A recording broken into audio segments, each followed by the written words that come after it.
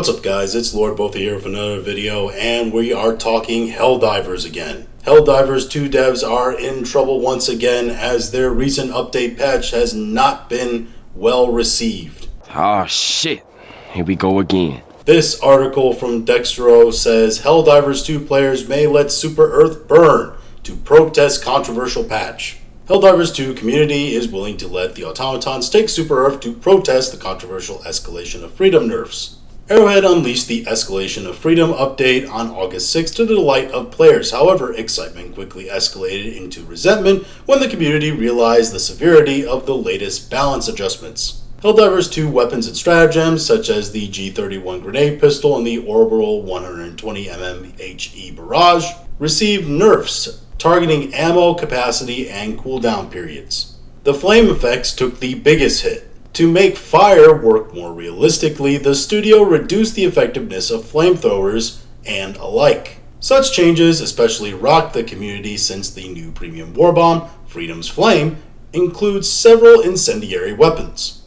Not a great plan. Well, that's just a great idea from the devs, isn't it? Hey guys, we got a whole bunch of new flame weapons you can buy. Also, guess what? We made all the incendiary weapons shit. Still want to buy some of our new shit flame weapons? A contingent of the user base started review bombing Helldivers 2 on Steam as a result. You know that term review bombing it means absolutely nothing now. You keep using the word. I don't think it means what you think it means. I guess review bombing just means people reviewing things in droves because they don't like them anymore.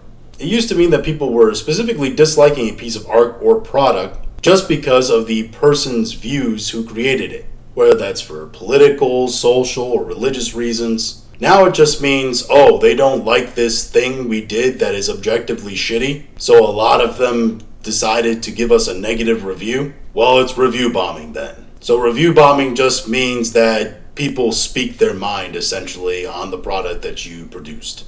Others think the protest should happen in-game, specifically by letting the automatons reach Super Earth uncontested. Let the bots advance, let Super Earth burn, reads a post from Helldivers 2 subreddit with nearly 3,000 upvotes. I will say, by the way, a lot of players that play Helldivers, specifically the normie players, do not fight the automatons. They typically fight the bugs. Why? Well, for several reasons. Generally, the bugs are considered a little bit easier. The automatons shoot back at you while the bugs don't really do that. And also a lot of normies want to live the meme and fantasy of fighting in Starship Troopers. Come on, you want to live forever?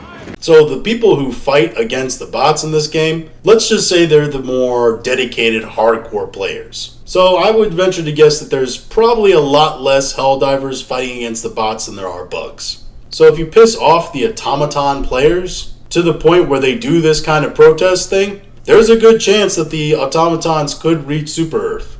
The disgruntled soldier who penned the post criticized Super Earth's leaders for lying to their citizens and stealing power from Helldivers. This act of treason proposes that players refuse to fight back against the incoming automatons. While some question how Helldivers 2 Game Master Joel would react to such behavior, others find the idea compelling. One Redditor put it, "Sucky guns and outclassed artillery lose wars. So we can't defend Super Earth because our enemies have better weapons than us, and Super Earth can only produce crap for us to fight with." Another Helldivers 2 fan said the Escalation of Freedom drama, Super Earth itself thinks it's not worth the money to defend itself, so why should we care? Arrowhead CEO has responded to the criticism, promising to improve communication between the developer and its user base. Also, I have noticed that they did come out with like their 60-day plan or whatever to win back players, focusing on certain improvements, but honestly, I think this and that it's all too little too late. And we are also seeing some of the complaints online on social media as well. Here we can see from this account, the fall of Helldivers 2 needs to be taught in game dev conferences for decades to come. It's truly astounding how a company turned their Game of the Year contender into a desolate wasteland in just 6 months. The first month was truly magical and we're never getting it back. And there is starting to be this sort of feeling setting in that Helldivers 2, while it still has a very large dedicated fan base, is never going to reach the heights that it once had before. It's never going to be the thing that kind of challenges Fortnite in this massive online space. Here we have another account, Helldivers 2 players letting bots almost take over Super Earth in protest of the devs' balancing team because the nerf weapons stratagems coupled with constant bot bug buffs. This was the realistic outcome. It's hilarious watching this happen. And we're seeing this reflected in the numbers too. You can see here on August 6th where they have the bump in players right to 62,000 all the way from 32,000, and they do have that big bump when the initial update is released, and ever since then it's been steadily on the decline.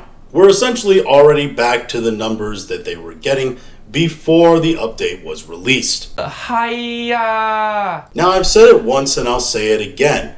I don't think Helldivers is ever going to get back to the popularity it once had when it came out. The post-launch handling of Helldivers has been terrible, both from a practical standpoint in terms of the content that they've released, and from the PR standpoint in the way that community managers have handled fans and their response to the bad product being put out.